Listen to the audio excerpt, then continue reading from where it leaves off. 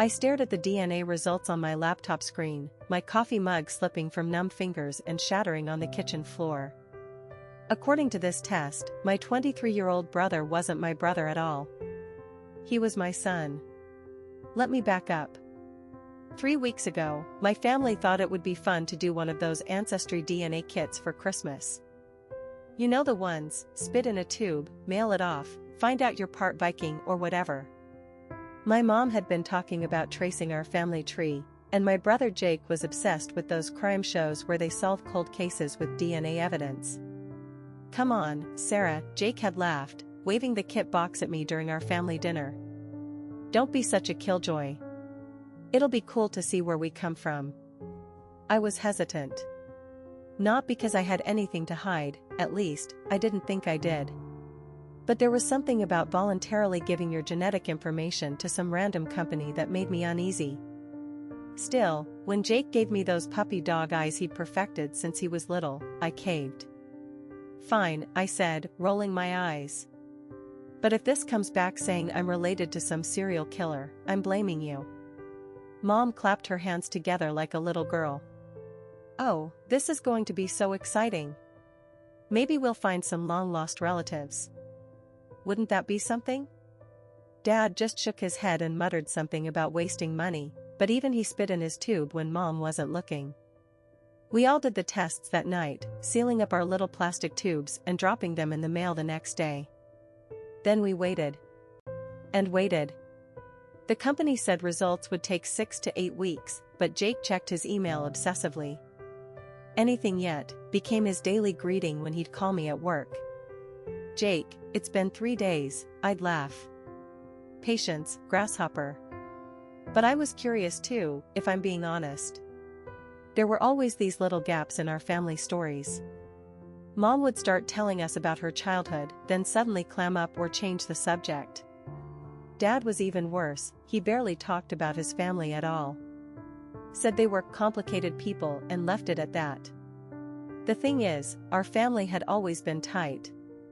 Almost unnaturally so. Mom and Dad got married young, she was barely 18, he was 20. I came along when Mom was 19, and then Jake arrived when I was 16. I basically helped raise him. Changed his diapers, walked him to school, helped with homework.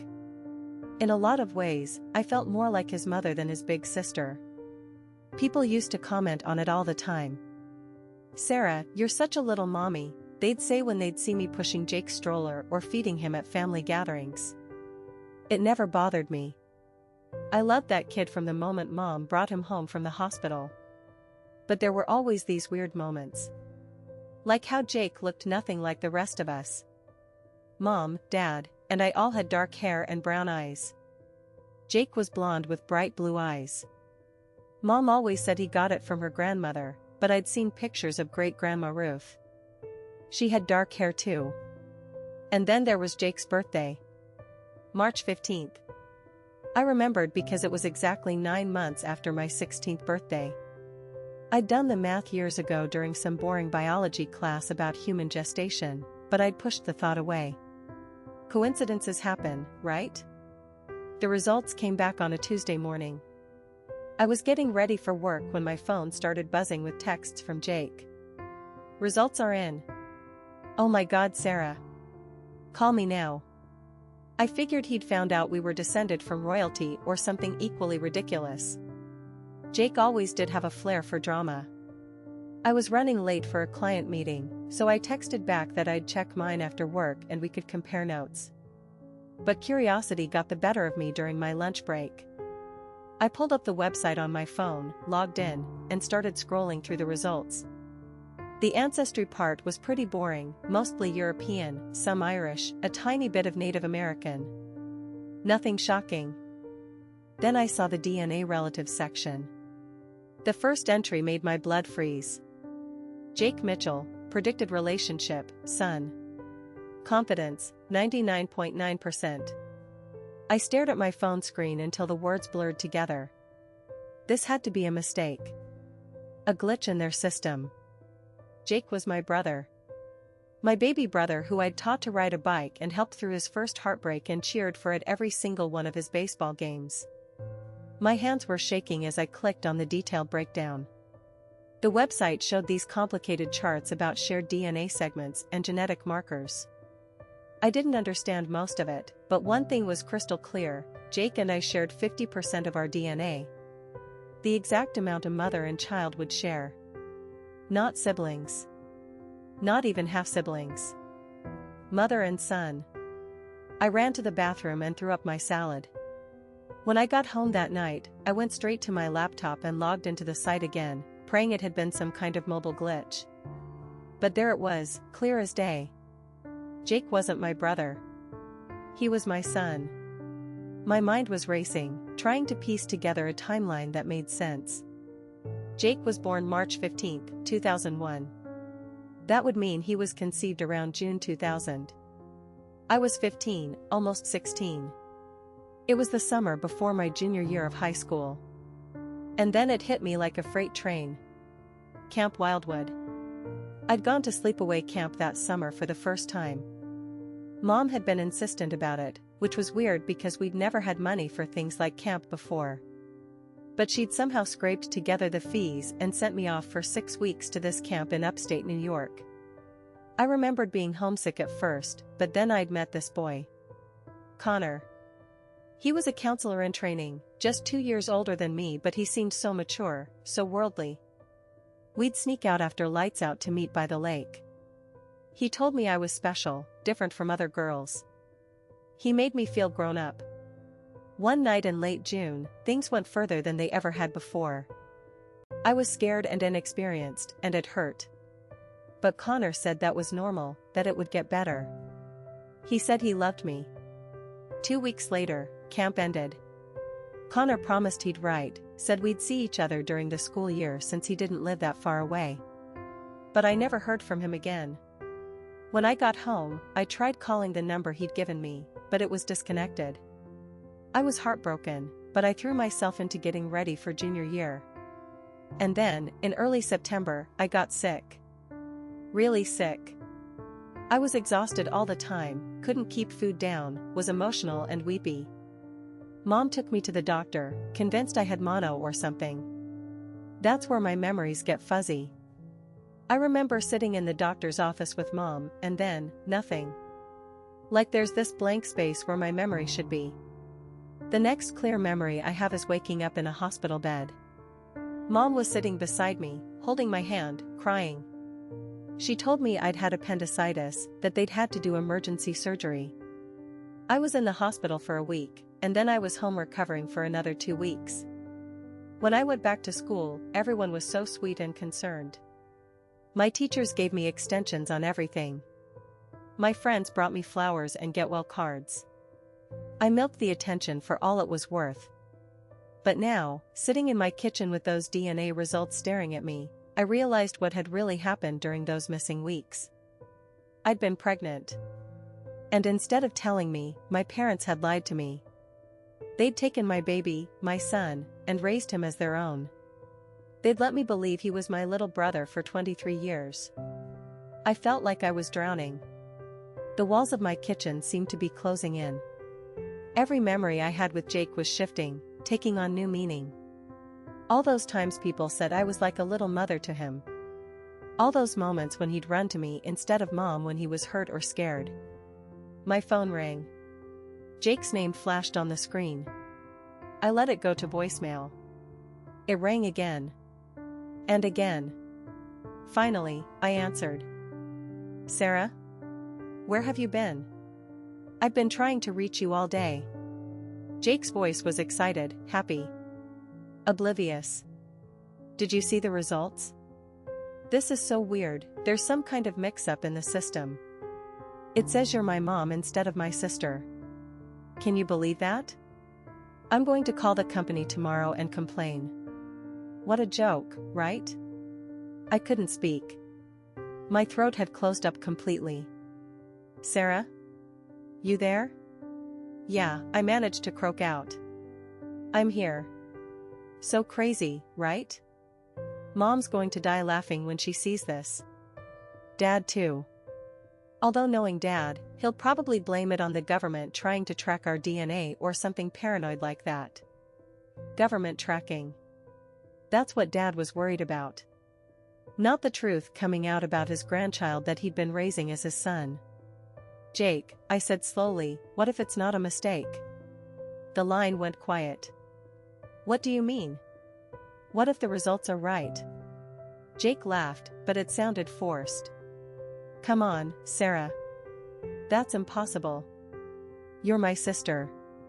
You were 16 when I was born. Don't be ridiculous. 16. He knew exactly how old I was when he was born. Had he ever thought about the timeline? Had anyone? I need to go, I said. Sarah, wait. I hung up. That night, I didn't sleep. I sat in my living room, staring at photo albums. Picture after picture of Jake as a baby, as a toddler, as a little boy. In every single one where I was holding him or playing with him, I looked like a mother. Not a teenage sister. A mother. How had I never seen it before? I called in sick to work the next day and drove to my parents' house. It was Wednesday morning. Dad would be at work, but Mom would be home. She'd retired from her job at the bank last year and spent most of her time gardening and watching cooking shows. I found her in the backyard, tending to her rose bushes. Sarah.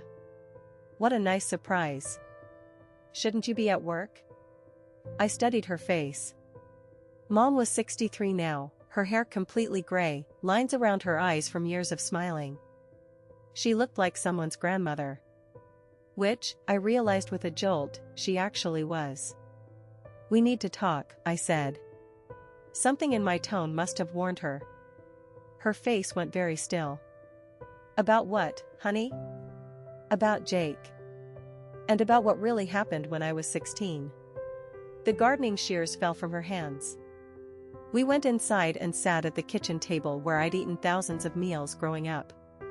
The same table where we'd all spit into those damn DNA test tubes just 3 weeks ago. How long have you known? Mom asked quietly. Since yesterday. The DNA results came back. She closed her eyes and took a shaky breath. I was hoping, the chances of you two both taking the test, of the results showing. So you knew this day might come. She nodded. Your father thought we should tell you when Jake turned 18. I thought it would be too confusing, too painful. We decided to wait and see if it ever became necessary. Necessary? I felt anger starting to build in my chest. You thought it might become necessary to tell me that my son has been my brother for 23 years? He's not your son, Mom said firmly. Not really. You were 15 years old, Sarah. A baby yourself. You couldn't have raised him. You didn't give me that choice. Because there wasn't a choice. Mom's voice rose. You were unconscious in that hospital bed for 3 days after the surgery. You were so young, so scared. When you woke up, you didn't even remember being pregnant. The trauma, the anesthesia, the emotional shock, the doctors said it wasn't uncommon. I stared at her. You're telling me I forgot I was pregnant? You blocked it out completely. The doctor said your mind was protecting itself. You'd been in denial about the pregnancy for months, barely showing, still having irregular periods. When you finally collapsed at school, you were already in labor. Labor. I'd given birth and I didn't even remember it. Where was I when it happened? Mom's hands were shaking now. In the bathroom at school. You called me, crying, said you were bleeding and in pain. I rushed over and found you. God, Sarah, there was so much blood. I thought you were dying. She was crying now, tears streaming down her face. The paramedics got there so fast. They said you'd delivered the baby yourself, probably passed out from the pain and blood loss. He was so tiny, so blue. They didn't think, we didn't know if either of you would make it. But we did. But you did. Both of you. It was a miracle. I felt numb. This woman sitting across from me had watched me give birth to a baby I didn't even know I was carrying, and then she'd let me believe that baby was my brother for the next 23 years. When you woke up in the hospital, you didn't remember any of it. The pregnancy, the birth, nothing. The doctor said it might come back to you eventually, or it might not. He said forcing you to remember could be traumatic. So you decided to lie instead. We decided to protect you. Mom slammed her hand on the table. You were 16 years old with your whole life ahead of you. You had college plans, dreams. A baby would have changed everything. It was still my choice to make. What choice? You were a child. And Jake. Jake was this perfect little baby who needed a family. We could give him that. We could give him stability, love, a chance at a good life. By lying to both of us. Mom was quiet for a long moment. We told ourselves it was temporary. That when you were older, more mature, we'd explain everything. But then Jake started calling us Mama and Dada, and you were his big sister who adored him, and we were just a family. A happy family. Built on a lie. Built on love, Mom corrected. Everything we did out of love. I stood up abruptly. The kitchen felt suffocating. I need to see Jake. Sarah, please. Think about what this will do to him. He doesn't know anything about this. In his mind, you're his sister. We're his parents. Finding out the truth will destroy him. The truth? I laughed, but it sounded bitter even to me. You mean like how finding out the truth is destroying me right now? Mom flinched. I know you're angry. I'm not angry, Mom. I'm devastated. I missed everything. His first steps, his first words, his first day of school. I was there for all of it, but I wasn't really there. I was playing the role of big sister when I should have been his mother. You were still there. You still loved him. But he doesn't know that I'm the one who gave him life. He doesn't know that every instinct I had to protect him, to nurture him, to put him first, those weren't sister instincts. Those were mother instincts. I headed for the door. Sarah, where are you going? To tell my son the truth. Jake was at work, he managed a sporting goods store downtown. I sat in my car in the parking lot for 30 minutes, trying to figure out what to say. How do you tell someone that their entire life has been a lie? How do you explain that you're not who they think you are? Finally, I went inside. Jake was behind the counter, helping a customer with fishing gear. When he saw me, his face lit up with that same smile that had melted my heart for 23 years. Sarah, what are you doing here? Playing hooky from work? The customer left, and suddenly we were alone in the store.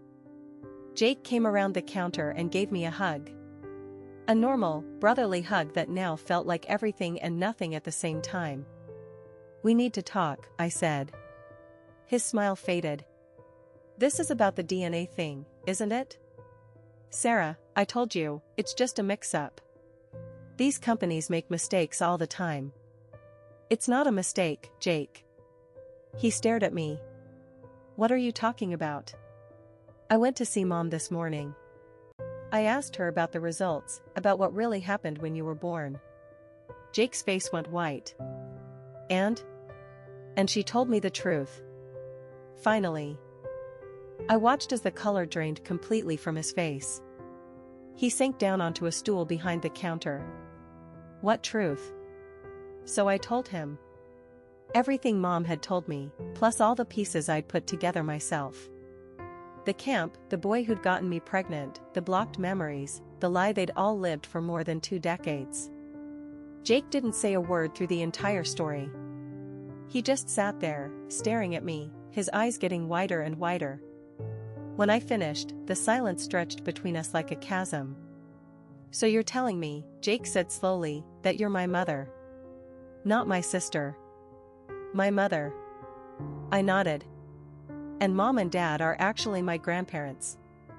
I nodded again. Jake put his head in his hands. This is insane. This is completely insane. I know. I don't. I can't. He looked up at me, and I could see tears in his eyes. Sarah, I don't know how to process this. You've been my sister my whole life. You taught me how to tie my shoes.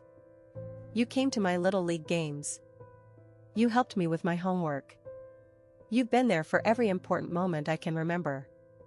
And I always will be, I said quickly. That doesn't change. But everything changes. Jake stood up, pacing behind the counter. Everything I thought I knew about my family, about myself, it's all been a lie. Not a lie. Just, complicated. Jake laughed, but it sounded hollow. Complicated. Right. Finding out your sister is actually your mother is just complicated. A customer walked in, and Jake had to compose himself to help them. I waited, watching him put on a fake smile and pretend everything was normal while his world was falling apart. When the customer left, Jake flipped the sign to closed and locked the door. I can't do this right now, he said. I can't think about this. I need time. Jake. No, Sarah. Or. God, I don't even know what to call you anymore. I need time to figure this out. I need space. He grabbed his jacket and keys. I'm going home. Don't follow me. Don't call me. I need to be alone right now. He left me standing in the empty store. The next few days were hell. Jake wasn't returning my calls or texts. Mom called constantly, begging me to fix this somehow. Dad, when Mom finally told him what had happened, was furious. This is exactly why I didn't want to do those damn tests, he raged when he came to my apartment uninvited. Now look what you've done. You've destroyed our family. I've destroyed our family? I stared at him in disbelief. You and Mom are the ones who built this family on a lie. We did what we thought was best. Best for who? Because it sure as hell wasn't best for me. I've been walking around for 23 years not knowing I had a son. Do you have any idea what that feels like? Dad's face softened slightly. Sarah, you were so young. You couldn't have handled raising a baby. Maybe not. But I should have been given the chance to try. Or at least the chance to make an informed decision about adoption. We didn't want him going to strangers. So instead you turned me into a stranger to my own child. That night, I couldn't sleep again. I kept thinking about all the moments with Jake that I'd misinterpreted. All the times he'd seemed to prefer me over Mom and Dad. The way he'd always come to me first when he had problems. The way he'd cried when I moved out for college, like I was abandoning him. Because in a way, I was. I was his mother, leaving home, and he couldn't understand why it felt so devastating. I started researching online.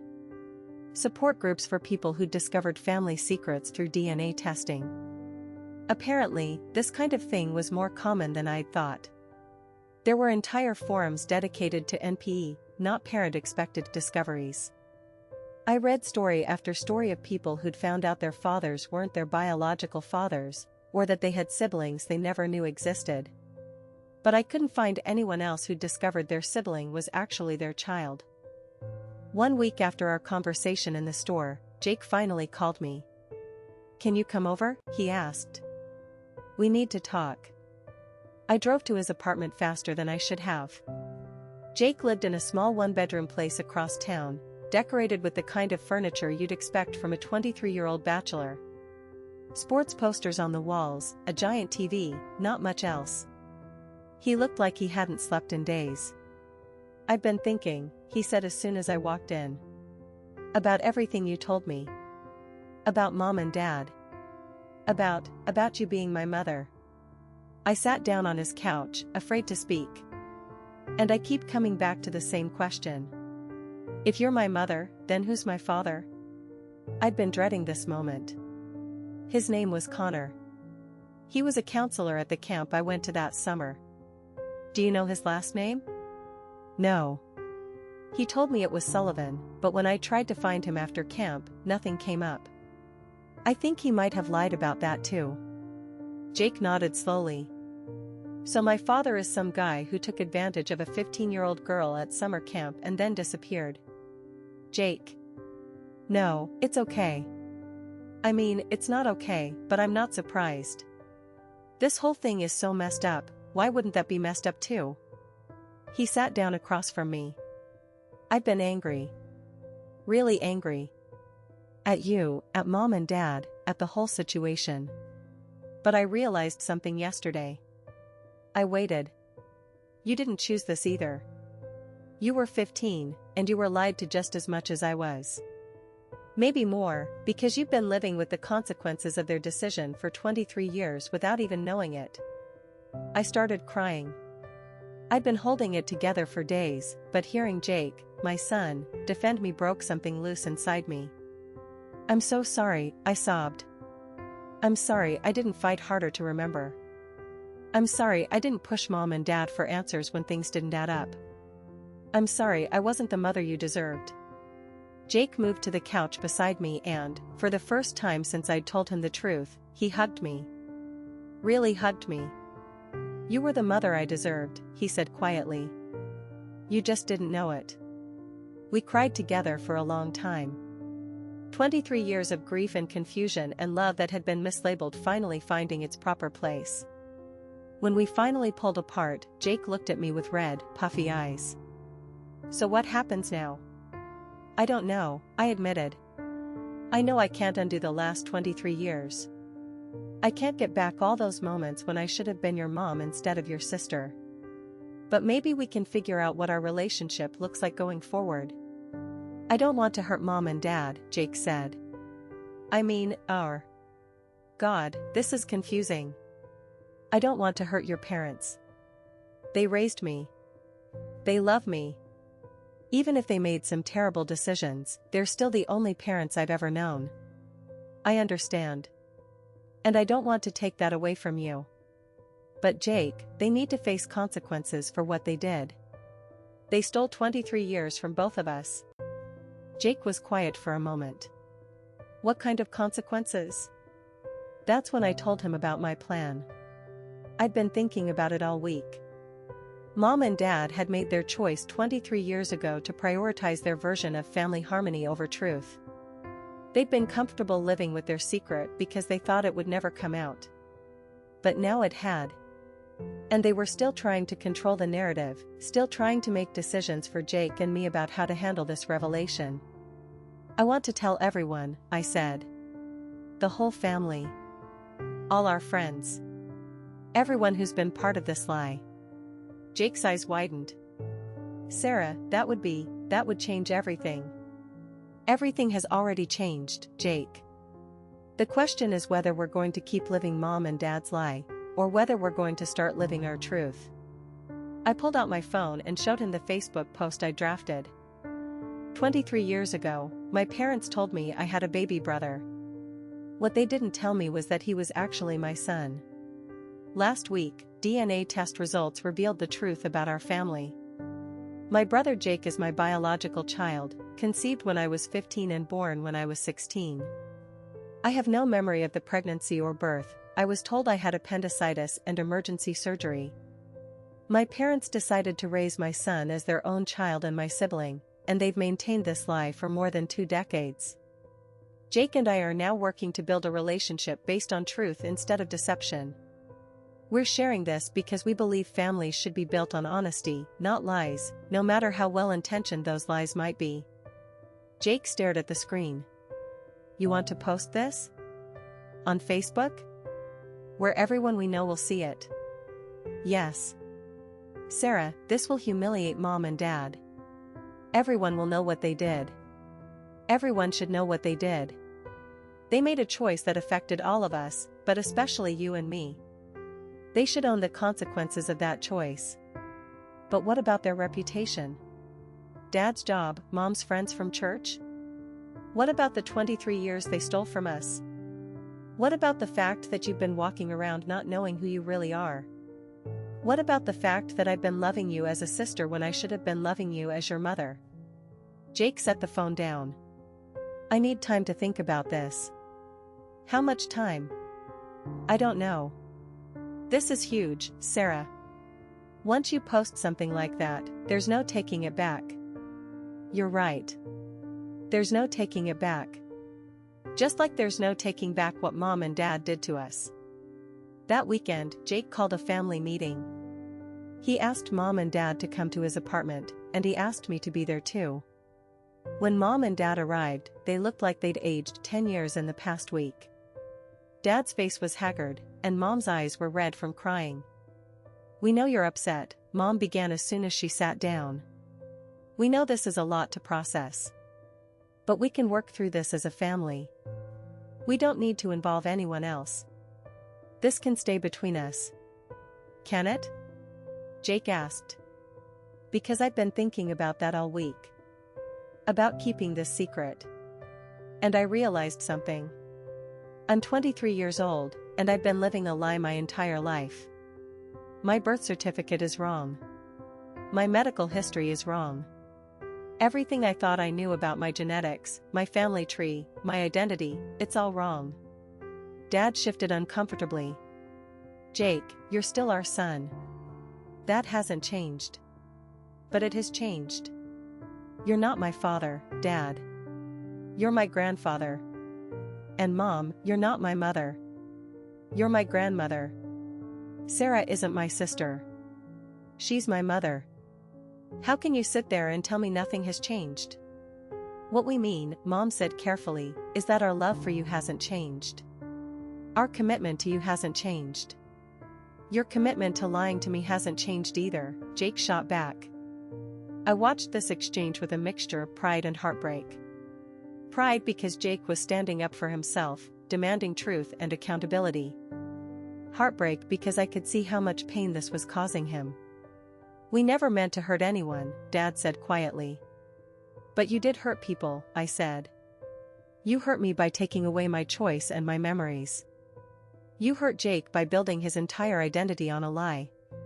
And now you're trying to hurt us again by asking us to keep living that lie. We're asking you to consider the consequences," Mom said. "If this gets out, it will destroy our family. People will judge us. They'll judge you too, Sarah. They'll say horrible things about you having a baby so young." "Let them," I said. "I was 15 years old and I was taken advantage of by an older boy. I'm not ashamed of that. I'm ashamed that my own parents turned my trauma into their secret and then made me an unwitting participant in their deception for 23 years. Jake stood up. "I've made my decision." We all looked at him. "Sarah's going to post that Facebook message tonight. And I'm going to share it." Mom started crying. "Jake, please. Think about what this will do to our reputation in the community." "I have thought about it. And you know what I realized? I don't care about your reputation anymore. For 23 years, you cared more about maintaining your image than about telling me the truth about who I am. Now it's time for everyone to see who you really are." Dad's face turned red. "We did what we thought was best for everyone involved." "No," Jake said firmly. "You did what was easiest for you. Raising me as your son meant you got to be the heroes who took in a grandchild in need. Telling me the truth would have meant admitting you'd lied to a 15-year-old girl about her own pregnancy and birth." "It wasn't like that," Mom protested. "Then what was it like?" I asked. "Because from where I'm sitting, it looks like you made a decision that benefited you and then spent 23 years convincing yourselves it was noble." The room went quiet. Finally, Dad spoke. "If you do this, if you make this public, we'll never forgive you." Jake looked at him steadily. "I'll never forgive you for what you've already done. So I guess we're even." That night, I posted the Facebook message. Within minutes, my phone started buzzing with notifications. Comments, likes, shares, private messages. The response was overwhelming. Most people were supportive. Friends from high school reached out to say they'd always wondered about the age gap between Jake and me, how maternal I'd always been with him. Some of my college friends said they remembered me talking about missing my little brother in ways that seemed more intense than normal sibling attachment. But there were negative reactions too. A few people from Mom and Dad's church left comments about airing dirty laundry and disrespecting your parents. One of Dad's coworkers messaged me privately to say I was destroying a good man's reputation over ancient history. The local newspaper even picked up the story. DNA test reveals decades-old family secret ran on the front page of the lifestyle section. They interviewed me and Jake, and we told our story in our own words. Mom and Dad were mortified. They stopped going to church, stopped attending Dad's work social events. Mom quit her book club and her gardening society. They basically became hermits, only leaving the house for necessities. Part of me felt bad about that. But a bigger part of me felt vindicated. For 23 years, they'd lived comfortably with their secret while Jake and I lived unknowingly with the consequences.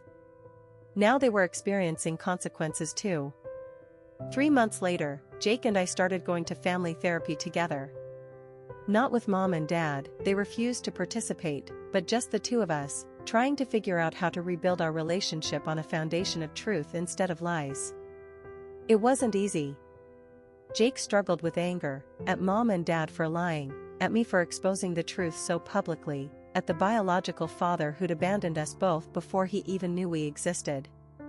I struggled with grief, for all the motherhood moments I'd missed, for the relationship Jake and I could have had, for the family we'd never be able to get back. But slowly, we started to heal. We began calling each other by our real relationship. I was his mother, he was my son. We talked about what that meant, how to honor both our history and our biology. Jake started asking me questions about his early years that only a mother would know. What was he like as a baby? What were his first words? When did he start walking?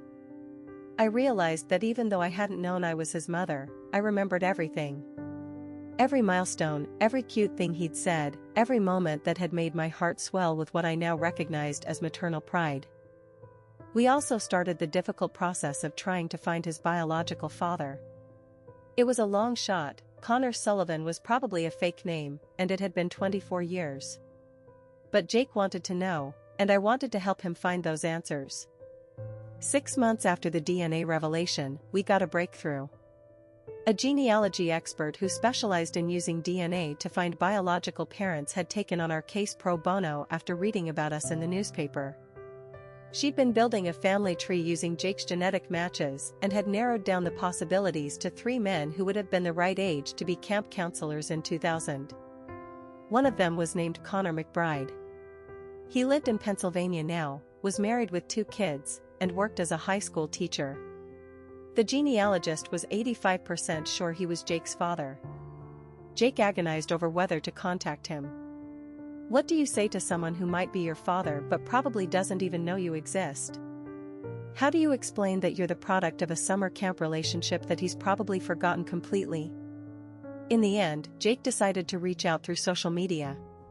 He sent a carefully crafted message explaining who he was, when and where he was likely conceived, and asking if Connor remembered a girl named Sarah from Camp Wildwood in 2000. The response came 2 days later. I remember Sarah. I've thought about her over the years and wondered what happened to her after camp ended. The phone number she gave me was disconnected when I tried to call. I never forgot her. If you're her son, then yes, I'm probably your father. Can we talk? They talked. First on the phone, then via video call, and finally in person. Connor drove up from Pennsylvania to meet Jake, and he asked if I would be there too. It was awkward at first. Connor was 42 now, married to a woman named Lisa, with a 16-year-old daughter and a 12-year-old son. He looked older, of course, but I recognized him immediately. The same eyes that Jake had inherited, the same smile. I need you to know, Connor said during that first meeting, I never would have left if I'd known Sarah was pregnant. The phone number she gave me really was disconnected. I tried to find her online, but this was 2000, social media wasn't really a thing yet. After a few months, I assumed she'd moved on and didn't want to hear from me. Would you have wanted to know? Jake asked. Connor didn't hesitate.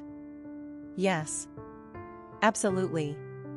I would have wanted to be part of your life from the beginning. It was gratifying to hear that, but also painful.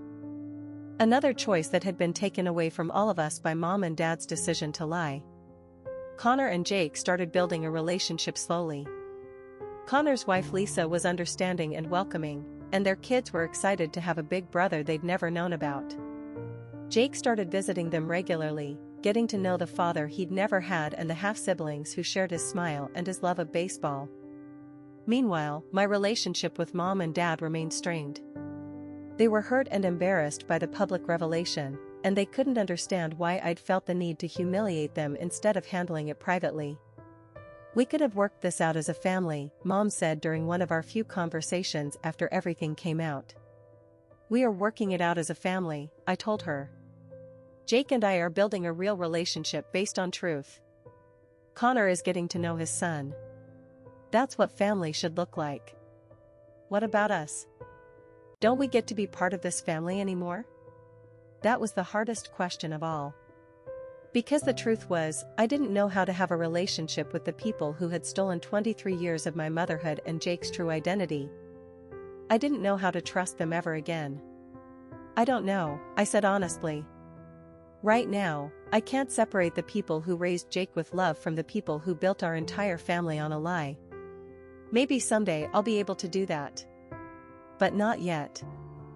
It's been a year now since those DNA results turned my world upside down. Jake and I have settled into our new normal. We still struggle sometimes with the transition from siblings to mother and son, but we're getting there.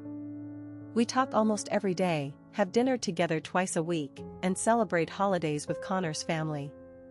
Connor and I have developed a friendship too. Not romantic, too much has happened, too much time has passed, but a genuine partnership in co-parenting an adult child we'd both missed raising. The most surprising development has been the relationship between Jake and his half-siblings. His half-sister Emma, who's 16, looks up to him like crazy. His half-brother Michael, who's 12, idolizes him. Jake loves being a big brother to kids who actually know he's their big brother. Mom and Dad have slowly started venturing back into their community. The initial scandal has died down, and most people have moved on to other gossip. They're still hurt and angry about how everything came out, but they're also starting to acknowledge the pain they caused. Dad actually called me last month. It was the first time we'd talked in 6 months. "I've been thinking," he said, "about what we did. About the choices we made. And I want you to know that we never meant to hurt you." "I know," I said. "But good intentions don't undo the harm." "No, they don't. And I'm sorry for that. I'm sorry we took away your choice.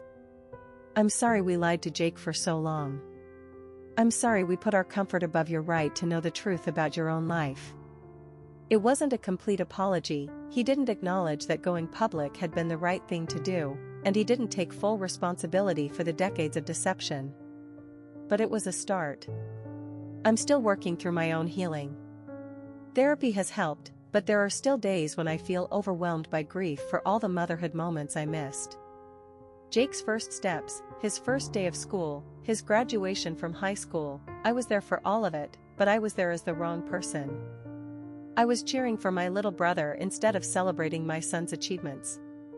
But I'm learning to focus on what we have now instead of what we lost then. Jake is an amazing young man, kind, funny, intelligent, brave enough to handle earth-shattering revelations and mature enough to build relationships with biological family members he'd never known existed. Whether I knew it or not, I did help raise him. The love I gave him as his sister was real, even if the relationship was mislabeled. And now we get to love each other as we really are. Mother and son. Not siblings. Not the product of someone else's lie, but the result of our own choice to build something true and honest and real. The hardest part is knowing that Mom and Dad will probably never fully understand why I had to make our story public. They'll always see it as a betrayal, as choosing revenge over family harmony. But Jake and I didn't choose revenge. We chose truth. We chose authenticity over comfort, honesty over reputation, reality over the pretty lie we'd all been living. Some people think I was too harsh, that I should have handled it privately, that I shouldn't have embarrassed my parents so publicly. But those people don't understand what it's like to discover that your entire life has been based on a lie.